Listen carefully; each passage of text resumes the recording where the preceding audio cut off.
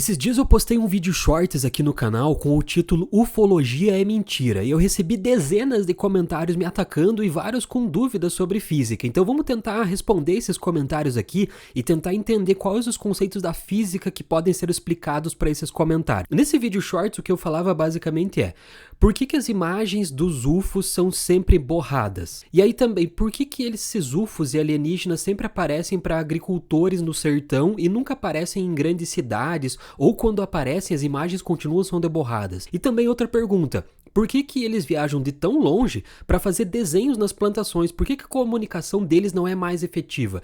Eu não tô afirmando nada, não tô atacando ninguém, eu só tô fazendo perguntas como um cientista que eu sou. E só lembrando que agora nós temos um site chamado cursosexatas.com. Dá uma olhada aí nesse site, ó. Você tem os cursos de matemática, de física, de cálculo, de pré-cálculo e etc. E você também pode tirar dúvidas comigo, tem outros alunos que você pode conversar, é uma plataforma completa para cursos de exatas. E qual é a vantagem disso? É que você só paga uma vez, o curso não tem mensalidade e ele é vitalício. O que isso significa? Que você compra e ele é seu para sempre. Dá uma olhada ali, você pode assinar o curso por um tempo, se você não quiser você pode desassinar e não vai pagar nada, é bem divertido. Acessa aqui o primeiro comentário fixado, tem o link aí do site, ou digita no Google, cursosexatas.com. Se você puder curtir o vídeo aqui, você também ajuda muito a difundir esse vídeo para mais pessoas no Brasil. Comentário do nosso amigo Douglas Gomes: seres interdimensionais não obedecem e não estão sujeitos à velocidade da luz e à física desse universo. Segundo comentário parecido, ó, Edinaldo Tertuliano: se existirem, sua tecnologia não obedece à física que conhecemos. Um terceiro comentário muito parecido, olha só, do Danilo Carvalho: o cara sou eu, né? Quer comparar o conhecimento da Terra com o conhecimento de alguém que tá mais avançado. Vai dormir que é melhor. Tá bom, obrigado. E aí o último comentário muito parecido: e quem disse que a realidade da física dele se aplica à nossa? Ou seja, o que essas pessoas aqui estão dizendo é o seguinte: que a física dos alienígenas é diferente da física que nós temos aqui na Terra. E vamos falar sobre isso agora então. Existe uma coisa na física que nós chamamos de invariância das leis da física. Vamos tentar explicar aqui usando dois caras que a gente conhece muito. Primeiro, Isaac Newton. Existe uma lenda de que Newton estava embaixo de uma macieira e aí caiu uma maçã na cabeça dele, mas é uma lenda. Mas o que a gente pode tirar dessa história? Bom, que Newton percebeu que a força que atraía a maçã para o solo quando ela caía da macieira era a mesma força que mantinha, por exemplo, os planetas orbitando o Sol. Que força é essa? É a força gravitacional, força da gravidade. A partir disso, o Isaac Newton desenvolveu a lei da gravitação universal. Ou seja, ele pegou uma ideia que acontecia aqui na Terra e projetou essa ideia para o universo. Mas só você projetar a ideia não significa que ela está correta. Para isso, você precisa desenvolver leis matemáticas. E essas leis matemáticas têm que, em algum momento, condizer com a realidade. Então, o experimento que você faz aqui na Terra, usando, por exemplo, essa equação do Isaac Newton, que é a equação da lei da gravitação universal, em algum momento, os experimentos que você fez na Terra têm que bater com os experimentos que você está fazendo olhando para o universo, por exemplo. E é isso que acontece. Se você usar essa equação da força gravitacional, da lei da gravitação universal de Newton, você percebe que ela serve para objetos caindo aqui na Terra e para objetos que estão orbitando o Sol ou outras galáxias, por exemplo. Isso significa que existe uma invariância da lei da física. A lei que se aplica aqui também se aplica ao universo. Aqui existe uma coisa chamada constante gravitacional nessa equação, que é o G maiúsculo. Bom, se é uma constante gravitacional, o nome já diz que ela não muda. Significa que essa constante é a mesma em todos os cantos do universo, entre aspas. Então o que acontece? O Newton, ele não impôs essa lei sobre o universo. Ele simplesmente observou o universo e a partir disso descreveu leis matemáticas. E essas leis matemáticas servem aqui e servem em qualquer lugar do universo. O que isso significa? Significa que um alienígena em outra galáxia, em outro planeta, com certeza vai descobrir a mesma lei que o Isaac Newton descobriu. Isso é meio assustador de pensar, né? É claro, ele não vai usar os mesmos símbolos, as mesmas letras e etc. Mas a ideia que a gente tem do universo é que a matemática e as leis da física são as mesmas em todos os cantos. Então os caras em qualquer canto do universo vão ter que usar as mesmas leis da física. Por quê? Porque a partir das nossas observações a gente percebe que existe um padrão. As leis que se aplicam aqui também se aplicam a experimentos, a observações que nós fazemos em galáxias distantes. Se o que nós observássemos aqui fosse diferente do que nós vemos lá longe, então aí sim, as leis da física não seriam as mesmas, mas a resposta é sim, as leis da física são as mesmas. Os caras, os alienígenas, usam as mesmas equações, com outros símbolos, obviamente, que nós usamos aqui na Terra, porque existe uma coisa chamada de invariância das leis da física, senão tudo isso seria uma bagunça. Outro cara que ajudou a explicar isso é o Albert Einstein, junto com o nosso amigo Maxwell. O Maxwell fez os estudos sobre o eletromagnetismo estuda campos elétricos e campos magnéticos, e ele percebeu que a velocidade de propagação desses campos elétricos e magnéticos era de 300 mil quilômetros por segundo, que o Einstein usou como sendo a velocidade da luz, que é um campo eletromagnético, e ponderou que essa é a maior velocidade que você tem na natureza. Tá, mas como assim o Einstein tem essa capacidade de chegar e falar que essa é a maior velocidade?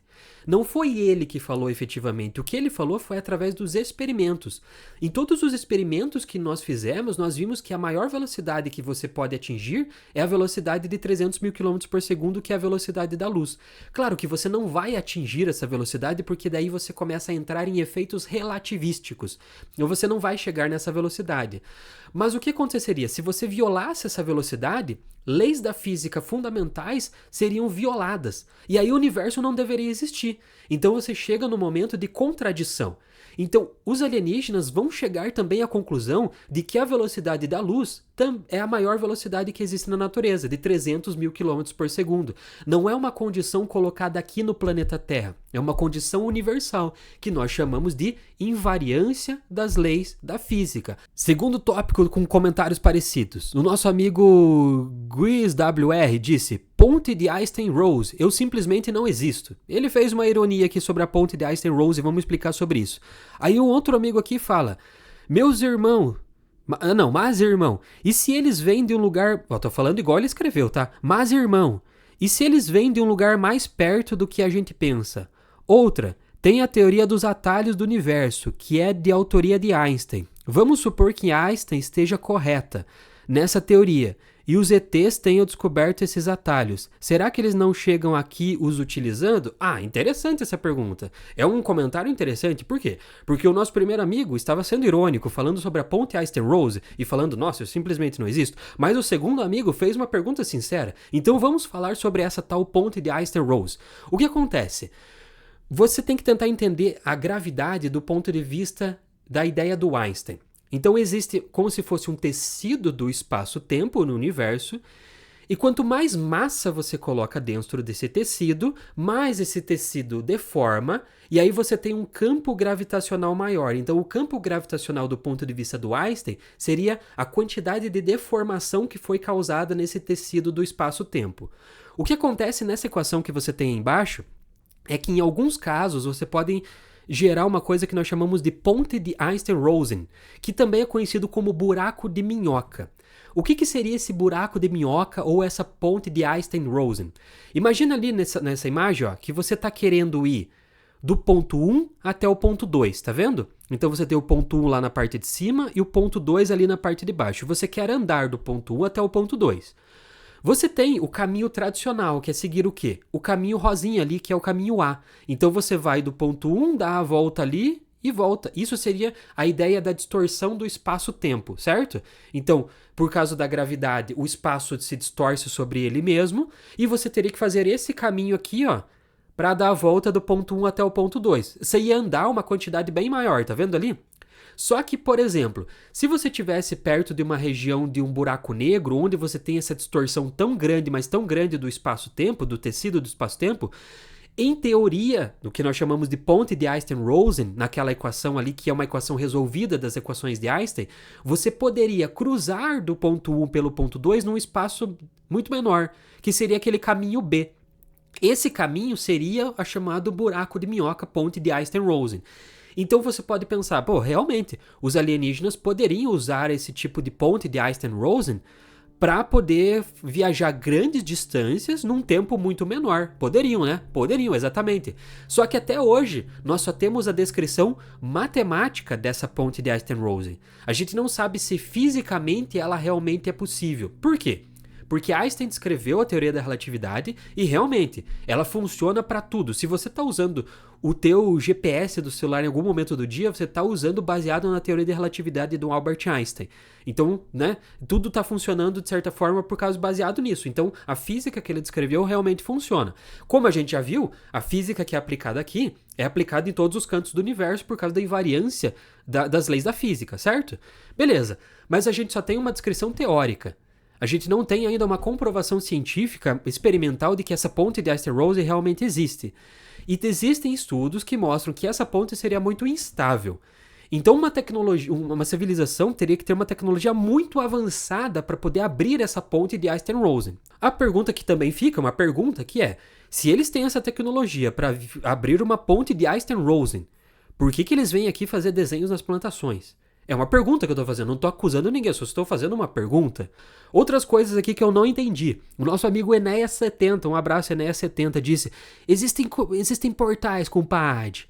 Acho que ele é do Rio de Janeiro. O nosso outro amigo aqui, que eu não sei quem é, WebCJ, disse: não dependem de um porquê, seguem ordens acima. Se vocês puderem deixar aqui no comentário o que ele quis dizer, porque eu não entendi. O nosso outro amigo aqui com a fotinho de avião diz: tu é físico? Acho que não. Se fosse, saberia que tudo aquilo que não é proibido é obrigatório. Tá, tudo aquilo que não é proibido é obrigatório. Também não entendi, se você puder detalhar melhor aqui. E aí o William Farias disse: mano, você só está meio perdido. Mas, mais com I, né? Lembra que mais é diferente de mas. Mas entendo o seu ponto de vista. Então, se alguém puder deixar nos comentários aqui a explicação do que esses caras aqui quiseram dizer, eu agradeço muito.